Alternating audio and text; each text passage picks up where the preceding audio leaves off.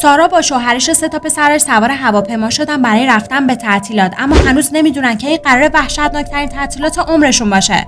شوهر سارا نگران چیزی و هی فکر میکنه چیزی توی خونه جا گذاشته، ولی سارا بهش اطمینان میده که همه چیزو آوردن و درست توی همون لحظه هواپیما شروع میکنه به لرزیدن. شوهر به سارا میگه که چیزی نیست و فقط یه چاله هواییه. بالاخره هواپیما فرود میاد و اونا به یه جزیره تفریحی توی فیلیپین میرسن. شب کنار هم غذا میخورن و صبح روز کریسمس سارا بچه‌ها رو از خواب بیدار میکنه تا کادوهاشونو بده. بعدم کنار ساحل بازی میکنن. یه روز شوهر سارا با بچه‌ها کنار استخر آب بازی میکنه و سارا داره کتاب میخونه. کنار آب میوه‌گیری این زن قطع میشه. سارا حس عجیبی داره و یه باد ناملایم به صفحات کتابش میخوره و یکی از برگه ها میچسبه به شیشه محوطه. سارا برگه رو برمی‌داره و درست توی همون لحظه ناگهان